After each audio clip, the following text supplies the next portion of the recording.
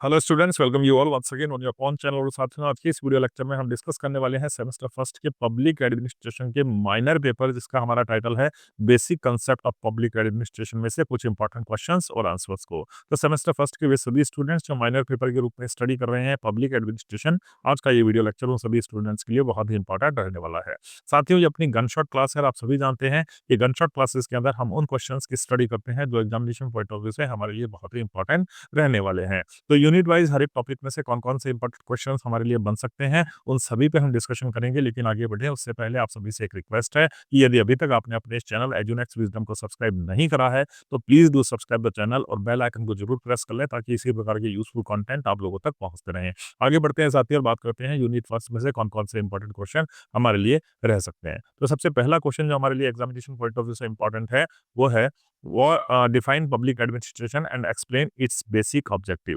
लोक प्रशासन की परिभाषा दीजिए तथा उसके मूल उद्देश्यों को स्पष्ट कीजिए। तो public administration refers to the process of implementing the government policies and decision. तो सरकार जो भी नीतियां बनाती है और सरकार जो भी निर्णय लेती है, उन नीतियों और निर्णयों को लागू करने का जो प्रोसेस है, उसी को हम क्या कहते हैं, पब्लिक एडमिनिस्ट्रेशन कहते हैं। तो सरकार के द्वारा बनाई गई नीतियां और सरकार के द्वारा लिए गए निर्णयों को लागू करने का जो प्रोसेस है, उसी को हम क्या कहते हैं, पब्लिक एडमिनिस्ट्रेशन यानी लोक प्रशासन कहते हैं। It involves the organisation and management of the public institution. और इसके अंदर क्या-क्या चीजें शामिल होती है, जो पब्लिक इंस्टीट्यूशन है, जो सार्वजनिक संस्थाएं हैं, उनका संगठन और उनका प्रबंधन लोक प्रशासन के अंतर्गत आता है। Its basic objective is to promote public welfare through the efficient service delivery. और इसका मूल उद्देश्य जो लोक प्रशासन का है वो क्या है, किस चीज को बढ़ावा देना, पब्लिक वेलफेयर यानी लोक कल्याण को बढ़ावा देना। कैसे?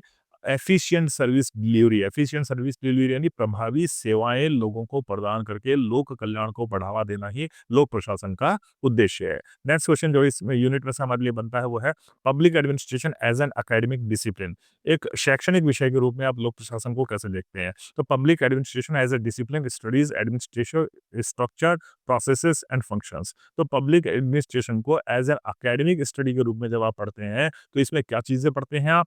एडमिनिस्ट्रेटिव स्ट्रक्चर, जो हमारा प्रशासनिक ढांचा है, जो प्रशासनिक संरचना है वो कैसी है, इस प्रशासनिक संरचना की प्रक्रियाएं कैसी है और ये किस तरीके से कार्य करता है, इन सब की स्टडी किसमें की जाती है? पब्लिक एडमिनिस्ट्रेशन में की जाती है। तो पब्लिक एडमिनिस्ट्रेशन के अंतर्गत हम क्या पढ़ते हैं? प्रशासनिक संरचनाएं, उनका कार्य करने का तरीका और उनकी संगठन और उनका प्रोसेस। ठीक है, इन सभी चीजों को हम पब्लिक एडमिनिस्ट्रेशन के अंतर्गत पढ़ते हैं। It analyses the behaviour of public organisation and administration.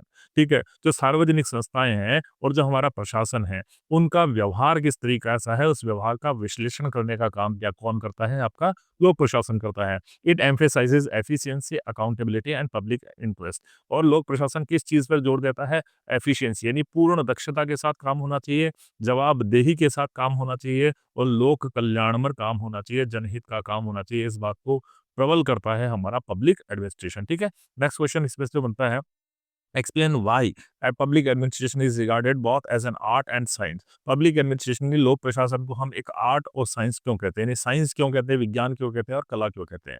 तो public administration is a science because it is based on the systematic study and principle. अब हमारा जो पब्लिक एडमिनिस्ट्रेशन है वो एक सिस्टमेटिक स्टडी यानी व्यवस्थित अध्ययन और व्यवस्थित सिद्धांतों पर आधारित है, इसीलिए हम इसको क्या कहते हैं? साइंस। क्योंकि साइंस भी क्या होता है? क्रमिक अध्ययन होता है और सिद्धांतों पर बेस्ड होता है। ठीक इसी प्रकार से पब्लिक एडमिनिस्ट्रेशन भी हमारा सिस्टमेटिक स्टडी यानी क्रमिक अध्ययन पर और सिद्धांतों पर बेस्ड है, इसीलिए हम पब्लिक एडमिनिस्ट्रेशन को क्या कहते हैं? साइंस कहते हैं। And it is an art. और इसको कला क्यों कहा जाता है? Because it requires practical skills, leadership and judgement. और पब्लिक एडमिनिस्ट्रेशन लोक प्रशासन को कला इसलिए कहा जाता है क्योंकि पब्लिक एडमिनिस्ट्रेशन के लिए, लोक प्रशासन के लिए किन चीजों की आवश्यकता होती है?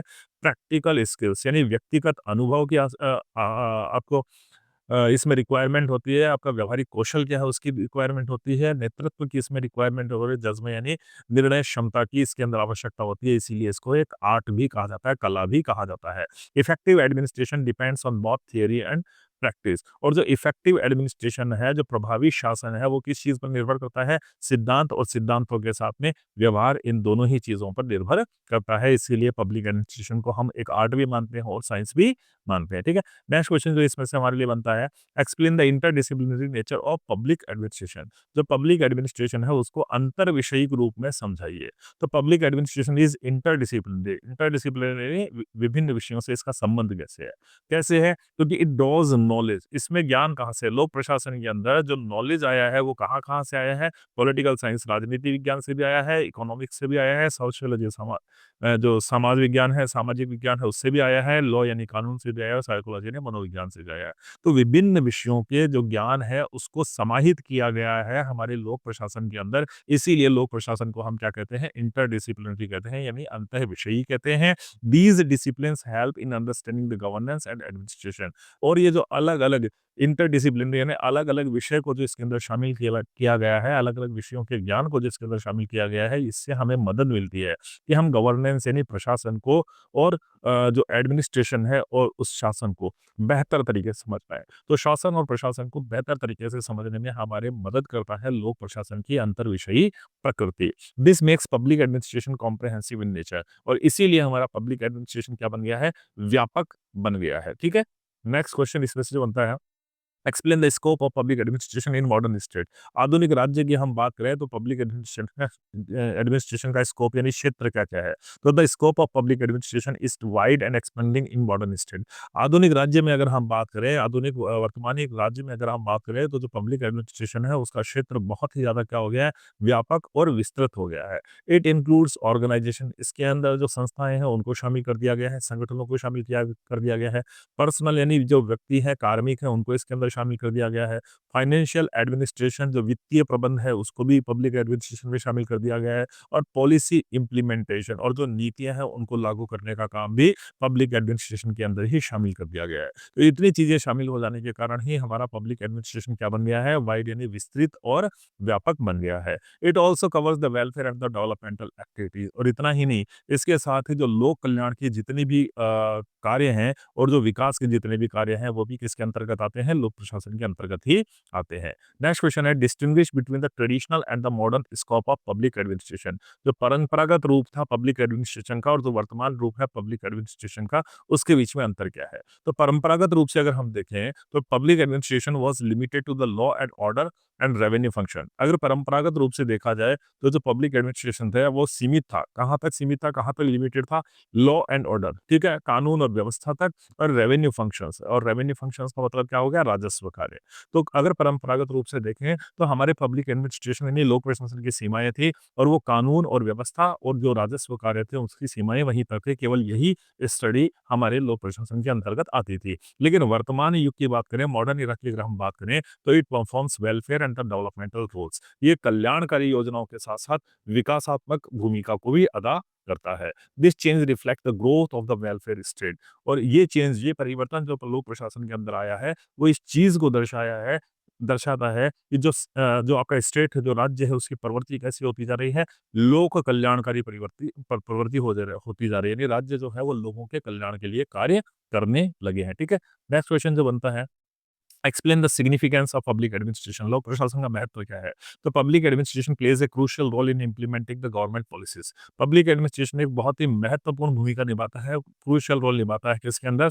Implementing the governmental policies. जो सरकारी नीतियां हैं उनको लागू करने में हमारा लोक प्रशासन महत्वपूर्ण भूमिका अदा करता है। It ensure effective delivery of the public services. और ये सुनिश्चित करता है किसको? जो पब्लिक सर्विसेज है, जो सार्वजनिक सेवाएं हैं, वो सही तरीके से, प्रभावपूर्ण तरीके से लोगों तक पहुंच रही है कि नहीं पहुंच रही है, इस चीज को सुनिश्चित करता है। तो सरकारी सेवाओं का प्रभावी तरीके से लोगों तक पहुंचने को सुनिश्चित करता है हमारा public administration. And its efficiency strengthens the governance and the democracy. और इसकी दक्षता ही हमारे शासन और हमारे प्रजातंत्र को क्या करती है? मजबूत बनाती है, ठीक है? नेक्स्ट क्वेश्चन जो इस यूनिट पे से हमारे लिए बनता है, वो है public administration and the public welfare. लोक प्रशासन और जन कल्याण, इन दोनों का कैसे संबंध है आपस में? तो public welfare is the central concern of the public administration. जो हमारा पब्लिक एडमिनिस्ट्रेशन है उसका सेंट्रल कंसर्न, उसका केंद्रीय उद्देश्य ही क्या है? लोगों का कल्याण करना, ठीक है? It implements the policies aimed at social justice and development. ये किन नीतियों को लागू करता है? ये उन नीतियों को लागू करता है जो सामाजिक न्याय और सामाजिक विकास के लिए बनाई गई है। तो सामाजिक न्याय और सामाजिक विकास के लिए जो नीतियाँ बनाई गई हैं, उनको लागू करने का काम भी कौन करता है? पब्लिक एडमिनिस्ट्रेशन करता है। Its success is measured by the public satisfaction.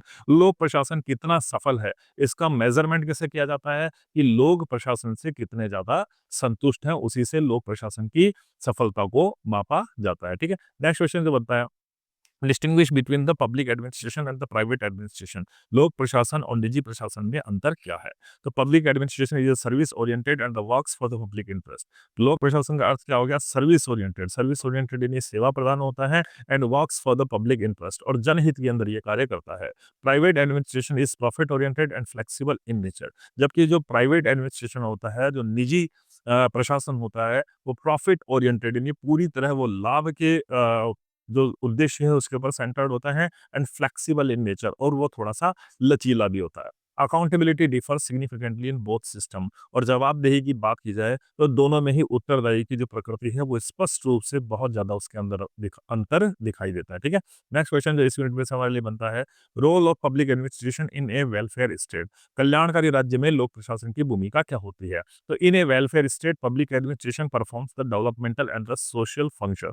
तो एक लोक कल्याणकारी राज्य जो होता है, उसके अंदर जो लोक प्रशासन होता है, वो क्या करता है? Developmental and the social function. वो एक विकासात्मक और सामाजिक कार्य जो होते हैं, उनको करता है। ठीक है? तो विकासात्मक और सामाजिक कार्य जो किसी राज्य के अंदर लोक कल्याणकारी राज्य में होते हैं, उनको पब्लिक एडमिनिस्ट्रेशन ही लागू करता है, and it ensure the social security and the economic development. और जो हमारा लोक प्रशासन है, वो किस चीज़ को सुनिश्चित करता है? सामाजिक सिक्योरिटी, सामाजिक जो आपकी सुरक्षा है, उस चीज़ को सुनिश्चित करता है, और इकोनॉमिक डेवलपमेंट और आपका जो आर्थिक विकास है, उस चीज़ को सुनिश्चित करने का काम भी लोक प्रशासन करता है। Its role directly affects the citizens quality of life. और जो हमारे लोक प्रशासन की भूमिका है, वो सीधे-सीधे तौर पर किसको प्रभावित करती है?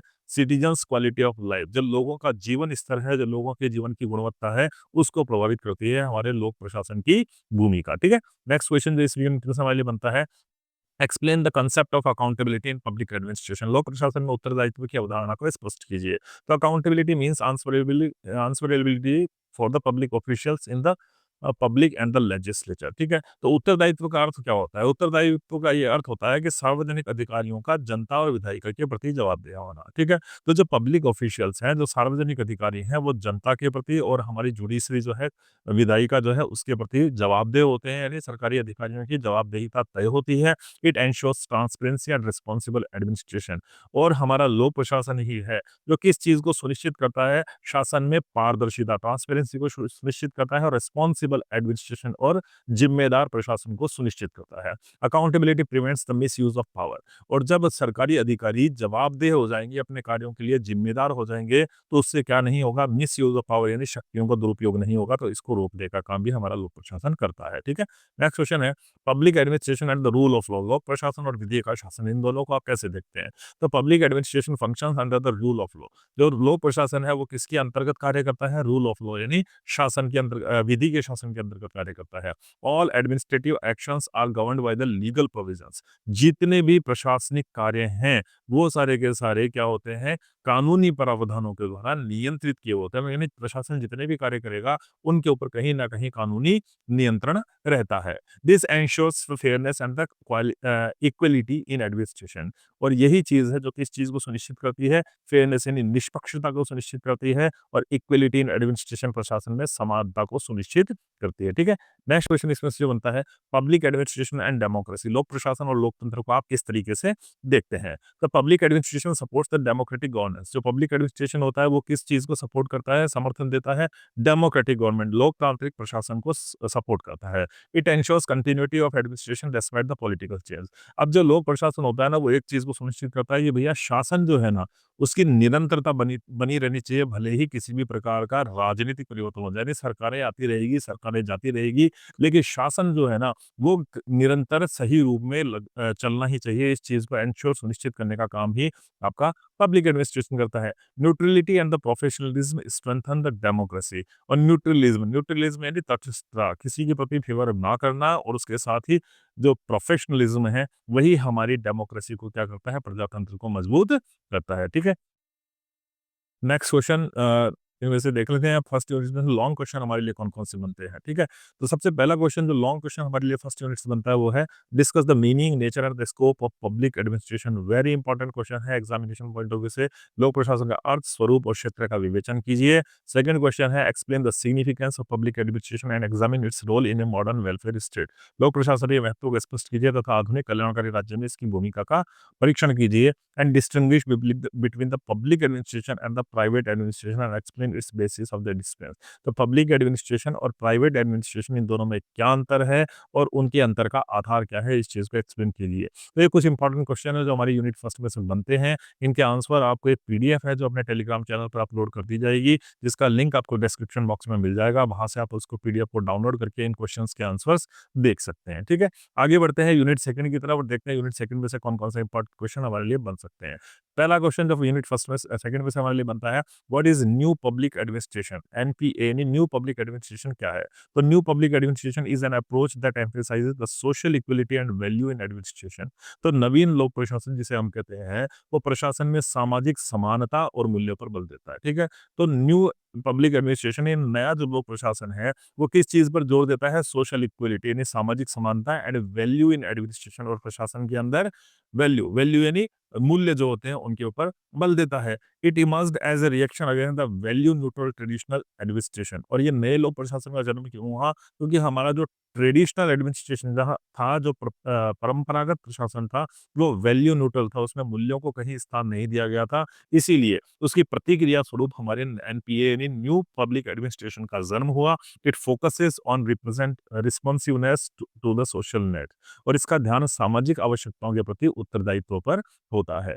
नेक्स्ट क्वेश्चन इसमें से जो बनता है, Minnowbrook conference and its significance. ये मिनोबुक कॉन्फ्रेंस और उसका महत्व क्या था? वेरी इंपॉर्टेंट क्वेश्चन है। तो the Minnowbrook conference of 1968 mark the emergence of the new public administration. जो नया लोक प्रशासन है उसके लिए जिम्मेदार कौन सी है? एक मिनोबुक कॉन्फ्रेंस हुई थी 1968 में, और वहीं से जन्म हुआ किसका? नए पब्लिक प्रशासन का, नए पब्लिक एडमिनिस्ट्रेशन का। It highlighted the values, ethics and social responsibility in administration. और ये जो 1968 की मिनोबुक कॉन्फ्रेंस हुई थी, उसने क्या कहा? उसने प्रशासन की जवाबदेही यानी सोशल रिस्पॉन्सिबिलिटी, सामाजिक उत्तरदायित्व को तय किया।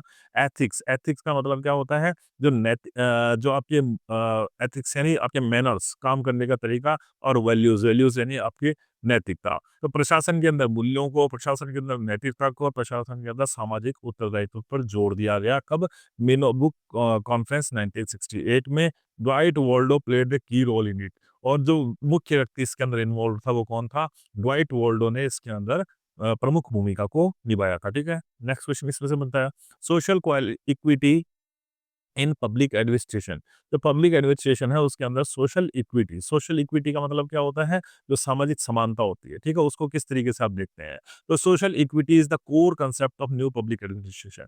जो नया लोक प्रशासन आया है उसका कोर कंसेप्ट अगर आप कहें, केंद्रीय अवधारणा कहें, तो वो क्या है? सोशल इक्विटी यानी सामाजिक समानता है। तो नया जो लोक प्रशासन है वो किस चीज पर बल देता है? सामाजिक समानता पर बल देता है। It emphasises fairness, justice and equal treatment in public services. और ये किस चीज पर जोर देता है?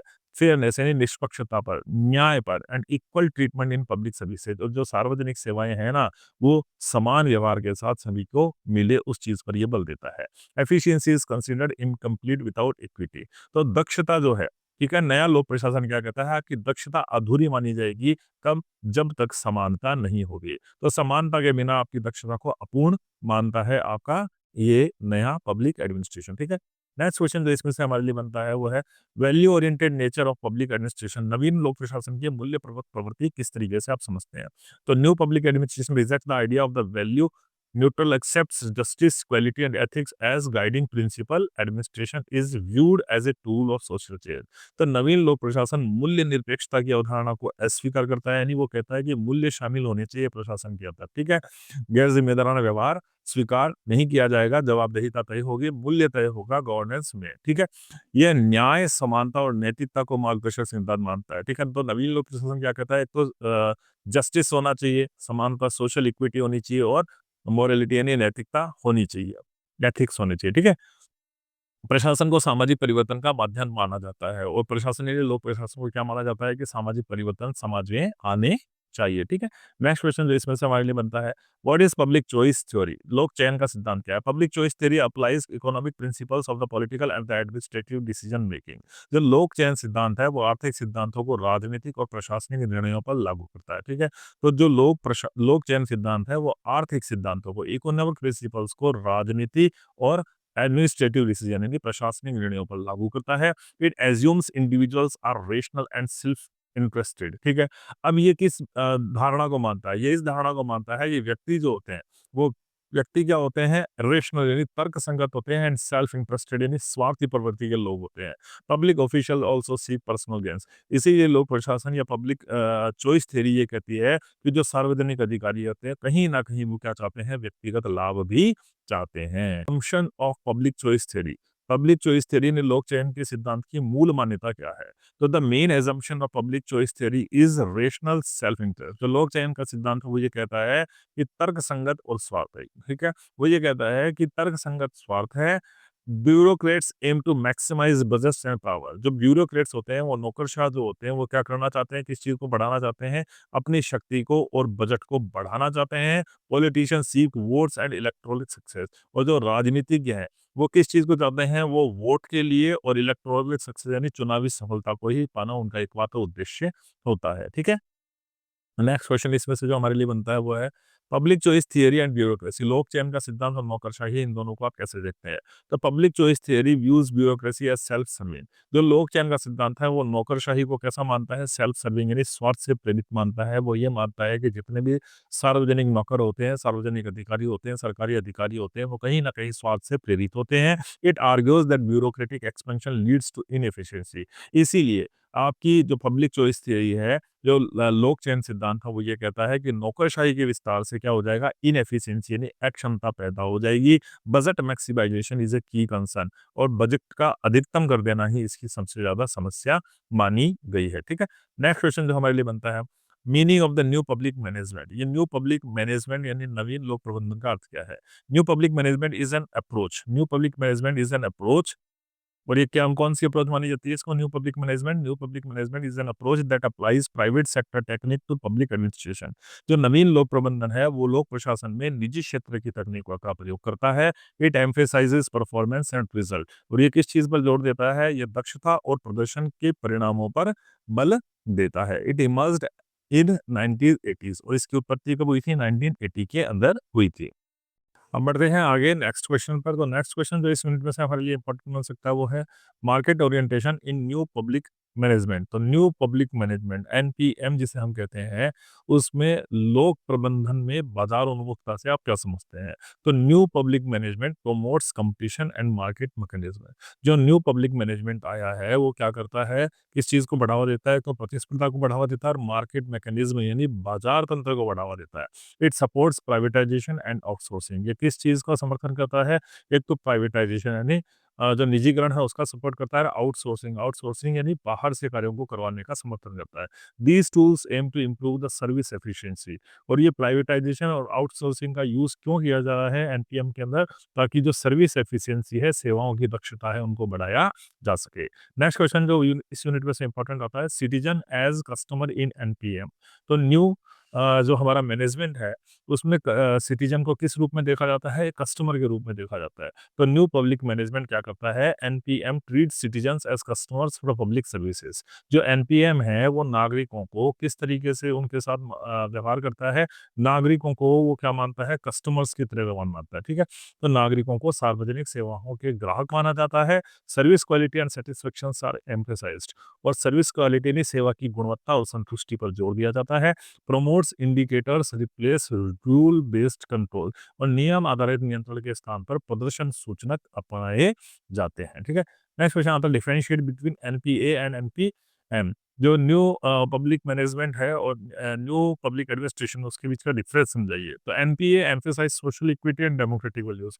जो न्यू पब्लिक एडमिनिस्ट्रेशन की अगर हम बात करें तो वो तो सामाजिक समानता और प्रजातांत्रिक मूल्यों पर जोर देता है। जबकि न्यू पब्लिक मैनेजमेंट की अगर आप बात करें तो वो एफिशिएंसी एफिशिएंसी यानी दक्षता पर जोर देता है। मैनेजरियल प्रैक्टिस यानी आपकी जो प्रबंधीय तकनीकी हैं उनके ऊपर जोर देता है। There objective approach differ significantly. इसीलिए इन दोनों के ही उद्देश्य, एनपीए और एनपीएम, इन दोनों कहीं उद्देश्य एक-दूसरे से बिल्कुल जुदा है और इनका उनको करने का या देखने का दृष्टिकोण भी एक-दूसरे से बिल्कुल अलग है, ठीक है? नेक्स्ट क्वेश्चन जो इस यूनिट में से इम्पोर्टेंट होता है, criticism of new public management. जो नवीन लोक प्रबंधन है उसकी आलोचना क्यों की जाती है? तो NPM is criticised for ignoring the social justice. NPM के अंदर सामाजिक न्याय जैसी कोई बात नहीं कही गई है, इसीलिए उसकी आलोचना की जाती है। It treat citizens as customer rather than the citizen. ये नागरिकों को क्या समझता है? एक कस्टमर यानी उपभोक्ता समझता है, उनको नागरिक नहीं समझता है। तो नागरिकों को नागरिक समझने की बजाय ये उपभोक्ता समझता है, इसीलिए एनपीएम को क्रिटिसाइज किया जाता है। एक्सेसिव प्राइवेटाइजेशन में वीकन द पब्लिक अकाउंटेबिलिटी। और ज़रूरत से ज़्यादा अगर निजीकरण कर दिया जाएगा, तो इससे जो जनता के प्रति जवाबदेही है ना, वो कहीं न कहीं कमज़ोर हो जाएगी। इसीलिए एनपीएम को क्या किया जाता है, इसको क्रिटिसाइज़ आलोचना इसकी की जाती है। Overall significance of NPA, PCT and NPM. These approaches represent new thinking in public administration. तो लोक प्रशासन में नई सोच को प्रस्तुत करती है ये तीनों ही नई theory. They address the limitations of traditional administration. और ये पारंपरिक प्रशासन की सीमाओं को भी संबोधित करते हैं। Together the reflect the changing governance needs. और संयुक्त रूप से अगर इन तीनों को ही हम देखें, तो ये बदलती शासन की आवश्यकता को भी दर्शाती है। तो ये कुछ यहाँ से शॉर्ट क्वेश्चन इंपॉर्टेंट थे। अब देख लेते हैं कौन कौन से हमारे लिए इस यूनिट में से लॉन्ग क्वेश्चन इंपॉर्टेंट बन सकते हैं। सबसे पहला इंपॉर्टेंट क्वेश्चन है, explain the concept, feature and significance of new public administration. और बहुत इंपॉर्टेंट क्वेश्चन है एग्जामिनेशन पॉइंट ऑफ व्यू से। नवीन लोक प्रशासन की अवधारणा, उसकी विशेषताएं और महत्व की व्याख्या कीजिए। सेकंड क्वेश्चन है, critically examine the assumption and the relevance of the public choice theory in public administration. लोक प्रशासन में लोक चयन के सिद्धांत की मान्यताओं और प्रासंगिकता का समालोचनात्मक परीक्षण कीजिए। And discuss the meaning, features and criticism of NPM new public management. नवीन लोक प्रबंधन की विशेषताओं और आलोचना की चर्चा कीजिए। तो ये तीनों क्वेश्चन इस यूनिट में से आप लोगों के लिए इंपॉर्टेंट हो सकते हैं। पीडीएफ इसकी आपके प्रेस चैनल पर अपलोड कर दी जाएगी। आप टेलीग्राम चैनल से इसे डाउनलोड कर सकते हैं। डिस्क्रिप्शन बॉक्स में आपको उसका लिंक मिल जाएगा। आगे बढ़ते हैं यूनिट 3 की तरफ और देखते हैं इसमें से कौन-कौन से इंपॉर्टेंट क्वेश्चन हमारे लिए बन सकते हैं। तो सबसे पहला क्वेश्चन हमारे लिए बनता है, define fundamental rights and explain their constitutional importance. तो fundamental rights are the guaranteed by the part 3 of the Indian constitution. जो हमारे मौलिक अधिकार है, वो हमें क्या दिए गए हैं? हमारे संविधान के तीसरा भाग जो है उसके द्वारा उनकी हमें क्या दी गई है? गारंटी दी गई है। तो मौलिक अधिकारों को संविधान के द्वारा भारतीय नागरिकों को दिया गया है। They protect the individual liberty and ensure the equality before law. और ये हमारे मौलिक अधिकार ही हैं जो हमारी स्वतंत्रता को सुनिश्चित करते हैं और कानून के समक्ष हमारी समानता को भी सुनिश्चित करते हैं। यानी कानून के समक्ष सभी व्यक्ति समान होंगे, ये हमारा मौलिक अधिकार है। These rights form the foundation of the democratic system. और ये मौलिक अधिकार ही हैं जो हमारे प्रजातांत्रिक व्यवस्था की आधारशिला को रखते हैं, ठीक है? नेक्स्ट क्वेश्चन है, explain explain the doctrine of the reasonable restriction on the fundamental rights. मूल अधिकारों पर युक्तिसंगत प्रतिबंधों की व्याख्या कीजिए। तो fundamental rights are not absolute in nature. Fundamental right जो है, मौलिक अधिकार है, वो अपने आप में पूर्ण नहीं होते हैं, इनकी प्रकृति पूर्ण नहीं है। The state can impose the reasonable restriction in the interest of public order, morality and security. अगर जरूरत पड़े, अगर व्यवस्था बनाने की ज़रूरत पड़े, पब्लिक ऑर्डर यानी व्यवस्था बनाने की ज़रूरत पड़े, अगर नैतिकता की ज़रूरत पड़े या फिर सुरक्षा की ज़रूरत पड़े, तो राज्य के पास ये अधिकार है कि वो इसके ऊपर नियंत्रण लगा सकता है। लेकिन कैसा? एक रीज़नेबल नियंत्रण, यानी उचित नियंत्रण लगा सकता है। यानी पूरी तरीके से बंद नहीं कर सकता, लेकिन आपके फंडामेंटल राइट्स यानी मौलिक अधिकारों पर राज्य के पास ये पावर है कि अगर उसको व्यवस्था का हवाला दे करके, कोई नैतिकता का हवाला दे करके या सुरक्षा का हवाला दे करके आपके इन मौलिक अधिकारों पर कहीं न कहीं वो थोड़ी बहुत रेस्ट्रिक्शंस लगा सकता है। Such restrictions prevent the misuse of right. और राज्य के द्वारा लगाई गई ये जो प्रतिबंध होते हैं, ये आपके मौलिक अधिकारों का दुरुपयोग होने से रोकते हैं, ठीक है? नेक्स्ट क्वेश्चन इस यूनिट में से जो बनता है, discuss the significance of right to equity in Indian democracy. भारतीय लोकतंत्र में समानता के अधिकार की महत्व पर चर्चा कीजिए। तो right to equality ensure the absence of discrimination. Right to equality यानी समानता का मतलब क्या हो गया? एब्सेंस ऑफ डिस्क्रिमिनेशन, ये किसी के पास किसी के साथ भी किसी प्रकार का भेदभाव नहीं होगा। इसी चीज को सुनिश्चित करता है हमारा right to equality. It promote social justice and equal opportunity. और ये किस चीज को प्रमोट करता है? सामाजिक न्याय और समान अवसर को ये प्रमोट करता है। And it strengthens the democratic values. और ये हमारे प्रजातांत्रिक मूल्यों को मजबूत करता है, ठीक है? नेक्स्ट क्वेश्चन जो इस यूनिट से बनता है, explain the scope of right to freedom under the Indian constitution. तो राइट टू फ्रीडम है, उसका क्षेत्र बताइए। तो right to freedom include the speech, movement and association. Right to freedom का मतलब क्या हो गया? राइट टू फ्रीडम यानी आपको भाषण देने की स्वतंत्रता है। आप इंडिया में, भारत में कहीं भी आ जा सकते हैं, इस चीज़ की आपको स्वतंत्रता है। और आप कोई भी एसोसिएशन यानी संघ में शामिल हो सकते हैं, इसकी भी आपको स्वतंत्रता है। तो राइट टू फ्रीडम यानी आपको स्पीच की, आपको यहाँ से वहाँ कहीं भी देश में जाने की और किसी के साथ भी किसी भी संघ में शामिल होने की आपको क्या है? स्वतंत्रता है। It ensures the individual autonomy. और इसी तरीके से ये व्यक्तिगत जो स्वायत्तता होती है उसको सुनिश्चित करता है। Reasonable restrictions safeguard the public interest. और युक्ति संगत अगर प्रतिबंध लगा दिए जाएँ, तो वो सार्वजनिक हितों की रक्षा करते हैं, ठीक है? नेक्स्ट क्वेश्चन जो इस यूनिट में से हमारे लिए इंपॉर्टेंट बताया वो है, what is the importance of right against exploitation? शोषण के विरुद्ध अधिकार क्या है? तो the right protect citizens from inhuman practices. किसी भी नागरिक के साथ कोई भी अमानवीय व्यवहार नहीं हो, उसी चीज को प्रोटेक्ट करने का काम कौन करता है? हमारा राइट अगेंस्ट एक्सप्लॉइटेशन, शोषण के विरुद्ध अधिकार इस चीज की गारंटी देता है कि किसी भी नागरिक के साथ में किसी भी प्रकार का इनह्यूमन प्रैक्टिस यानी अमानवीय व्यवहार नहीं किया जाएगा। It prohibits forced labour and child exploitation. ये किस चीज को रोकता है? मजबूरन किसी से आप श्रम नहीं करा सकते। और चाइल्ड एक्सप्लॉइटेशन में बच्चों के शोषण को ये रोकने का काम करता है, बाल शोषण को रोकता है। इट अपहोल्ड्स ह्यूमन डिग्निटी और मानवीय गरिमा को बनाए रखने का काम राइट अगेंस्ट एक्सप्लॉइटेशन करता है, ठीक है? नेक्स्ट क्वेश्चन है, examine the relevance of the right to freedom of religion in a secular state. धर्मनिरपेक्ष राज्य में धर्म की स्वतंत्रता के अधिकार की प्रासंगिकता का परीक्षण कीजिए। तो the right ensure the religious tolerance. अब ये जो राइट है, जो फ्रीडम ऑफ रिलीजन है, ये हमें क्या देता है? रिलीजियस टॉलरेंस यानी धार्मिक सहिष्णुता को बढ़ावा देता है। It allows peaceful coexistence of religion. शांतिपूर्वक सभी धर्म आपस में शांतिपूर्ण सह अस्तित्व के साथ रहेंगे, इस चीज को सुनिश्चित करने का काम भी कौन करता है? Right to freedom of religion. It strengthens secularism. और आपके यहाँ धर्म निरपेक्षता को मजबूत करता है ये right to freedom of religion, ठीक है? नेक्स्ट है, Why are the cultural and the educational rights important for minorities? अल्पसंख्यकों के लिए सांस्कृतिक और शैक्षिक अधिकार क्यों महत्वपूर्ण हो जाते हैं? तो these rights preserve the minority identity। ये जो राइट्स दिए गए हैं, कल्चरल और एजुकेशनल राइट जो माइनॉरिटी को दिए गए हैं, ये माइनॉरिटीज यानी जो अल्पसंख्यक हैं उनकी पहचान को सुरक्षित रखते हैं। दे प्रोटेक्ट लैंग्वेज, उनकी भाषा को, उनके कल्चर को, उनकी शिक्षा को सुनिश्चित करने का काम करते हैं, सुरक्षित रखते हैं। And they ensure the inclusive development. और समावेशी विकास, सभी लोगों के विकास को सुनिश्चित करने का काम कौन करते हैं? ये cultural and educational rights of important for minorities, ठीक है? नेक्स्ट क्वेश्चन बनता है, define the directive principles of state policy and explain there objective. तो नीति निर्देशक तत्व हैं, उनकी परिभाषा दीजिए और उनके उद्देश्यों की व्याख्या कीजिए। तो डीपीएसपी यानी directive principles of state policy are the constitutional guidelines for the state. तो राज्य के लिए एक संवैधानिक रूप से उसको कुछ मार्गदर्शक सिद्धांत दिए गए हैं, उन्हीं को हम क्या कहते हैं? डीपीएसपी कहते हैं। तो कोई भी राज्य किस तरीके से व्यवहार उसको करना चाहिए, किस तरीके से अपने नागरिकों के लिए उसको नीतियां बनानी चाहिए, उनको लेकर के एक गाइडलाइन है, एक मार्गदर्शक सिद्धांत है, जिसका वर्णन हमारे संविधान में किया गया है। उन्हीं को हम क्या करते हैं? डीपीएसपी यानी नीति निर्देशक तत्व कहते हैं। They aim to establish the social and economic justice. और इनका उद्देश्य क्या होता है? कि सामाजिक और आर्थिक न्याय को स्थापित किया जा सके। They promote the welfare state ideals. और ये किस चीज को प्रमोट करते हैं? कल्याणकारी राज्य की भावना को बढ़ावा देते हैं, ठीक है? नेक्स्ट क्वेश्चन जो बनता है हमारे लिए इस यूनिट में से, why are the directive principles considered non justiciable? जो डायरेक्टिव प्रिंसिपल्स हैं उनको नॉन जस्टिसिएबल यानी अपरिवर्तनीय क्यों कहा जाता है, या कानून के द्वारा उनको लागू क्यों नहीं किया जा सकता? तो DPSP can not be enforced by the court. जो हमारी न्याय व्यवस्था है, जो हमारे कोर्ट्स हैं, वो कभी भी क्या नहीं कर सकते? डायरेक्टिव प्रिंसिपल्स को बलात् लागू नहीं करवा सकते, यानी जबरन लागू नहीं करवा सकते। That depend on the state resources and the policy. ये राज्य के संसाधन और क्षमता पर निर्भर करते हैं। However they guide governance. हालांकि फिर भी नीति निर्देशक तत्व एक काम करते हैं कि ये किसी भी गवर्नेंस जो होता है उसको ये मार्गदर्शक सिद्धांत के रूप में काम करते हैं, ठीक है? Explain the relationship between the fundamental rights and DPSP. एक तो आपके मौलिक अधिकार है, दूसरी तरफ नीति निर्देशक तत्व है, इन दोनों के बीच में क्या संबंध है? Fundamental rights ensure the political democracy. मौलिक अधिकार तो किस चीज को सुनिश्चित करते हैं? हमारी राजनीतिक लोकतंत्र को सुनिश्चित करते हैं। जबकि DPSP promote the social democracy. जबकि हमारे नीति निर्देशक तत्व किस चीज को सुनिश्चित करते हैं? सामाजिक लोकतंत्र को प्रमोट करते हैं। Work together ensure the balance development. और ये दोनों साथ में मिल जाते हैं, तब हमारे फंडामेंटल राइट्स प्लस डीपीएसपी, ये दोनों साथ में मिल जाते हैं, तो ये किस चीज को सुनिश्चित कर देते हैं? एक बैलेंस्ड, एक संतुलित विकास को सुनिश्चित करते हैं, ठीक है?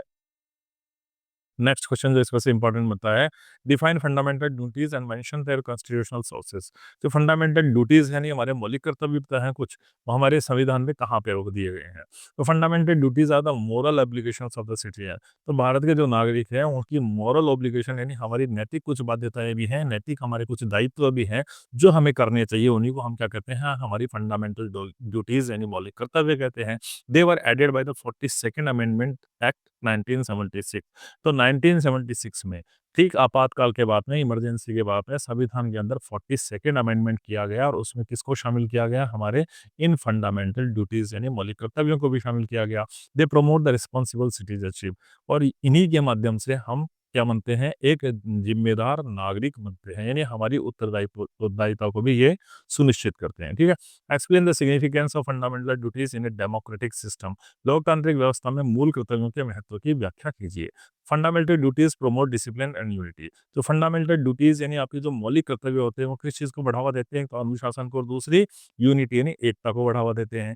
They encourage respect for the national values. और ये जितनी भी हमारे फंडामेंटल ड्यूटीज है, किस चीज को प्रोत्साहित करती है, हमारी नेशनल वैल्यूज, हमारे जो राष्ट्रीय मूल्य हैं ना, उनका हम क्या करें, सम्मान करें। They balance the right with the responsibility. तो हमें जो अधिकार मिले हैं उनके साथ में हमें कुछ जिम्मेदारियां भी दी गई है। तो ये दोनों ही चीजें मिलकर के किस चीज को स्थापित करती है, एक संतुलन को स्थापित करती है। यदि हमारे पास अधिकार है तो उन अधिकारों के साथ हमारे पास राष्ट्र के प्रति जिम्मेदारियां भी है जिनको हमें पूरा करना है। ठीक है। नेक्स्ट क्वेश्चन है, how do fundamental duties strengthen national integration. किस तरीके से जो मूल कर्तव्य होते हैं वो राष्ट्रीय एकता को सुदृढ़ करते हैं। तो they promote the harmony and duty. जो हमारे फंडामेंटल ड्यूटीज होती है वो एक तो हार्मनी यानी सामंजस्यता को बढ़ावा देती है, सद्भाव को बढ़ावा देती है और एकता को बढ़ावा देती है। They encourage respect for the constitution and the symbol. तो हमारे फंडामेंटल ड्यूटीज है वो ये कहते हैं कि हमें एक तो संविधान का सम्मान करना चाहिए और हमारे राष्ट्रीय प्रतीक चिन्ह जो भी हैं उनका हमें सम्मान करना चाहिए। दे फॉस्टर कलेक्टिव रिस्पॉन्सिबिलिटी। और सामूहिक जिम्मेदारी की भावना को विकसित करती है कौन, हमारी ये फंडामेंटल ड्यूटीज। ठीक है। अब देख लेते हैं इस यूनिट में से कौन कौन से इंपॉर्टेंट क्वेश्चन हमारे लिए बनते हैं। तो पहला इंपॉर्टेंट क्वेश्चन है, discuss the nature, scope and the importance of the fundamental rights in Indian constitution. भारतीय संविधान में मूल अधिकारों की प्रकृति, क्षेत्र और महत्व की चर्चा कीजिए। वेरी इंपॉर्टेंट क्वेश्चन है ये एग्जामिनेशन पॉइंट ऑफ व्यू से। सेकंड क्वेश्चन है, examine the philosophy, objective and the significance of the directive principles of state policy. राज्य के नीति निर्देशक तत्वों के दर्शन, उद्देश्यों तथा महत्व का परीक्षण कीजिए। और नेक्स्ट क्वेश्चन जो इसमें से बनता है वो है, भारत के लोकतंत्र में राष्ट्रीय एकता को सुदृढ़ करने वाले मूल कर्तव्यों की भूमिका का विश्लेषण कीजिए। तो ये कुछ बड़े क्वेश्चन थे, लॉन्ग क्वेश्चन जो इसमें से इंपॉर्टेंट बनते हैं। पीडीएफ इसकी अपलोड कर दी जाएगी आपके इस चैनल पर, जिसको आप डाउनलोड करके इन सभी क्वेश्चन के आंसर देख सकते हैं। आगे चलते हैं, यूनिट 4 में से देख लेते हैं कौन कौन से इंपॉर्टेंट क्वेश्चन है। फर्स्ट इंपॉर्टेंट क्वेश्चन है, what is parliament of India. Parliament of India क्या है। तो the parliament of India is the supreme legislative body. तो पार्लियामेंट ऑफ इंडिया है, भारतीय संसद है, वो सर्वोच्च विधायी संस्था है। It consist of the president, Lok Sabha and Rajya Sabha. इसके अंदर कौन कौन शामिल होता है, आपका राष्ट्रपति है, लोकसभा है और राज्यसभा है। तो हमारे यहाँ की संसद किन किन से मिलकर के बनी है, प्रेसिडेंट से मिलकर के बनी है, लोकसभा से मिलकर के बनी है और राज्यसभा से मिलकर के बनी है। It makes laws for the entire country. पूरे देश के लिए कानून बनाने का काम कौन करती है, हमारी देश की संसद ही करती है। नेक्स्ट क्वेश्चन है, explain the composition of Lok Sabha. Lok Sabha के कंपोजिशन के बारे में बताइए, इसकी संरचना क्या है। तो Lok Sabha is the lower house of the parliament. आपको याद रखना, लोकसभा क्या है, जो पार्लियामेंट है हमारी संसद का, उसका लोअर हाउस यानी निम्न सदन इसको कहा जाता है। Its members are the directly elected by the people. और लोकसभा के सदस्यों का चुनाव लोगों के द्वारा बिल्कुल किस तरीके से, प्रत्यक्ष रूप से किया जाता है, डायरेक्टली किया जाता है। It represent the will of the citizens. और ये लोकसभा ही है जो जनता की इच्छा का प्रतिनिधित्व करती है। ठीक है। नेक्स्ट क्वेश्चन जो बनता है, what is the maximum strength of Lok Sabha. Lok Sabha की मैक्सिमम स्ट्रेंथ क्या है। तो the maximum strength of Lok Sabha is 552 members. 552 members होते हैं लोकसभा में। It includes elected members from the state and the union territory. इसमें आपके संघ शासित प्रदेशों से और आपके जो स्टेट होते हैं, राज्यों से चुने हुए मेंबर्स आते हैं। द प्रेसिडेंट में nominate the members if required. और अगर जरूरत पड़े तो राष्ट्रपति भी अपनी तरफ से कुछ व्यक्तियों को नामित कर सकता है। ठीक है। नेक्स्ट क्वेश्चन है, explain the tenure of Lok Sabha. Lok Sabha का कार्यकाल कितना होता है। तो the normal tenure of Lok Sabha is 5 years. 5 साल का होता है नॉर्मल टेन्योर तो, but it may be dissolve earlier bye the president. लेकिन राष्ट्रपति के पास ये अधिकार है कि वो उसको उसके समय से पहले भी डिसॉल्व यानी भंग कर सकता है। During emergency it's terms can be extended. और अगर देश में कभी आपातकाल लग जाए तो हमारी इस लोकसभा के कार्यकाल को बढ़ाया भी जा सकता है, ठीक है? नेक्स्ट क्वेश्चन जो बनता है हमारा वो है explain the composition of Rajya Sabha. Rajya Sabha की संरचना समझाइए। तो Rajya Sabha is the upper house of the Parliament. जो हमारी संसद है उसका उच्च सदन क्या है? राज्यसभा है। Its members are indirectly elected. Rajya Sabha के जो सदस्य होते हैं उनका चुनाव अप्रत्यक्ष रूप से होता है and it represent the states of India और ये राज्यों का प्रतिनिधित्व करती है। तो भारत के राज्यों का प्रतिनिधित्व कौन करती है? हमारी राज्यसभा करती है, ठीक है? नेक्स्ट क्वेश्चन है what is the maximum strength of Rajya Sabha? Rajya Sabha की मैक्सिमम स्ट्रेंथ क्या है? तो the maximum strength of Rajya Sabha is 250 members. जो 250 मेंबर्स हमारे राज्यसभा की स्ट्रेंथ है, out of these 12 members are nominated by the president और इन 250 में से भी 12 मेंबर्स जो होंगे वो उसको कौन नॉमिनेट करेगा? हमारे यहाँ का प्रेसिडेंट यानी राष्ट्रपति करेगा। Remaining members are elected by the states और बाकी के बचे हुए जितने भी मेंबर्स हैं, वो आपके राज्यों द्वारा चुने जाते हैं, ठीक है? नेक्स्ट क्वेश्चन जो यहाँ से बनता है आपके लिए explain the tenure of Rajya Sabha. Rajya Sabha का जो कार्यकाल है उसको बताइए। तो Rajya Sabha is a permanent house, ठीक है? राज्यसभा परमानेंट हाउस है, राज्यसभा कभी भंग नहीं की जा सकती है। 1/3 of its members retire every 2 year. इसके 1/3 सदस्य जो हैं हर 2 साल में रिटायर होते हैं, इसीलिए इट नेवर डिसॉल्व, ये कभी भंग नहीं होती है, ठीक है? नेक्स्ट क्वेश्चन है explain the legislative assembly. Sorry, explain the लेजिस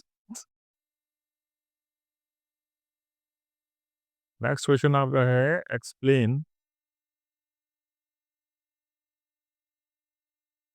explain the legislative powers of the Parliament. जो संसद की विधायी शक्तियों की व्याख्या कीजिए। The Parliament has the power to make laws of Union and concurrent list. जो हमारी संसद है उसके पास पावर है कि वो laws on the union union यानी संघ और कॉन्करेंट लिस्ट यानी जो समवर्ती सूची है उसके विषयों के ऊपर कानून बना सकती है। तो हमारी संसद जो संघ सूची है और जो कॉन्करेंट लिस्ट यानी समवर्ती सूची है उसमें जिन विषयों का जिक्र किया गया है उन पर कानून बनाने की शक्ति किसके पास है? पार्लियामेंट के पास है। It can amend the repeal laws और जो रिपील लॉज है यानी कानूनों में जो संशोधन या उन्हें निरस्त करने का जो पावर है वो भी किसके पास है? हमारी संसद के पास है। इट ऑल्सो इनेक्ट्स कॉन्स्टिट्यूशनल अमेंडमेंट्स और ये संविधान में किसी प्रकार के संशोधन को भी कर सकती है, ठीक है? नेक्स्ट क्वेश्चन जो हमारा बनता है इस यूनिट में से वो है what are the financial powers of the Lok Sabha. Lok Sabha के जो वित्तीय शक्तियां हैं वो क्या है? तो Lok Sabha control the public finance. Lok Sabha जो होती है ना वो सार्वजनिक वित्त के ऊपर नियंत्रण रखती है। जो मनी बिल होता है ना, जो धन विधेयक जिसे आप कहते हैं, तो money bill can be introduced only in Lok Sabha. जो धन विधेयक होता है वो केवल और केवल लोकसभा में ही पेश किया जाता है। It approve the budget and the taxation proposal और ये हमारी लोकसभा ही होती है जो बजट और कर प्रस्तावों को स्वीकृति देती है, ठीक है? नेक्स्ट क्वेश्चन है explain the role of Rajya Sabha in legislation. विधायी प्रक्रिया में राज्यसभा की भूमिका समझाइए। तो Rajya Sabha act as a revising chamber. Rajya Sabha जो होता है वो पुनरीक्षण के रूप में काम करती है यानी वो कह सकती है कि इस चीज के अंदर रिवाइज किया जाना चाहिए। It reviews and suggest the amendments to the bill. किसी भी बिल को वो क्या करती है? एक तो देखती है, उस पर पुनरावलोकन करती है और उसमें कोई जरूरी संशोधन है तो उनके ऊपर सुझाव अपने पेश करती है। It protect the interest of the state. ये राज्यों का जो रुचि है या राज्य के जो हित है उनकी रक्षा करती है, ठीक है? नेक्स्ट क्वेश्चन जो बनता है हमारा वो है what are the executive control powers of parliament. संसद की कार्यपालिका पर नियंत्रण शक्तियां क्या है? तो parliament controls the executive through questions and the debate.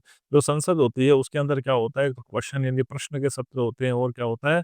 Debates होती है, वाद विवाद होते हैं। तो उसके माध्यम से जो एग्जीक्यूटिव कार्यपालिका है वो क्या संसद उस पर क्या रखती है? कंट्रोल रखती है, नियंत्रण रखती है। तो संसद नियंत्रण रखती है इस कार्यपालिका पर क्योंकि ये जो हमारी संसद है उसके अंदर गवर्नमेंट से क्वेश्चंस पूछे जाते हैं और विभिन्न विषयों के ऊपर वाद विवाद होते हैं जिससे कि इस कार्यपालिका पर एक लगाम लगी हुई रहती है। It can pass the no confidence motion और जो हमारी संसद है वो अविश्वास प्रस्ताव भी पारित कर सकती है। Ministers are responsible to the parliament और जितने भी मंत्री होते हैं वो सारे के सारे किसके प्रति उत्तरदायी होते हैं? हमारी इस संसद के प्रति ही उत्तरदायी होते हैं। Explain the judicial power of the Parliament. जो पार्लियामेंट है उसकी न्यायिक शक्तियां जरा बताइए। तो parliament can impeach the president. जो पार्लियामेंट है वो हमारे राष्ट्रपति पर क्या लगा सकती है? महाभियोग की कार्यवाही कर सकती है। इट कैन रिमूव द जजेस बाय इम्पीचमेंट। यहाँ तक कि हमारे जो जज हैं, हमारे जो न्यायाधीश हैं, उनको पद से हटाने के लिए उन पर भी महाभियोग चलाने की पावर किसके पास है? हमारी पार्लियामेंट के पास है। It defines the court jurisdiction और न्यायालयों का अधिकार क्षेत्र क्या है उसको डिफाइन करने का काम भी कौन करती है? हमारी पार्लियामेंट ही करती है, ठीक है? नेक्स्ट क्वेश्चन इस यूनिट में से जो हमारे लिए बनता है, distinguish between the Lok Sabha and Rajya Sabha. Rajya Sabha और लोकसभा के बीच में अंतर बताइए। तो Lok Sabha is the directly elected and the powerful in finance. Lok Sabha जो होती है उसमें जितने भी सदस्य होते हैं वो जनता के द्वारा डायरेक्टली यानी प्रत्यक्ष रूप से निर्वाचित किए जाते हैं और वित्तीय मामलों में ये लोकसभा राज्यसभा से ज़्यादा क्या है शक्तिशाली है। जबकि Rajya Sabha is indirectly elected and permanent. Rajya Sabha क्या है अप्रत्यक्ष रूप से निर्वाचित होती है क्योंकि राज्यों के द्वारा यहाँ पे राज्यों के प्रतिनिधि पहुँचते हैं और ये परमानेंट सदन होता है यानी स्थायी सदन होता है, इसको कभी डिसॉल्व नहीं किया जा सकता। बोथ टुगेदर फॉर्म पार्लियामेंट और इन दोनों से मिलकर के ये हमारी संसद बनती है।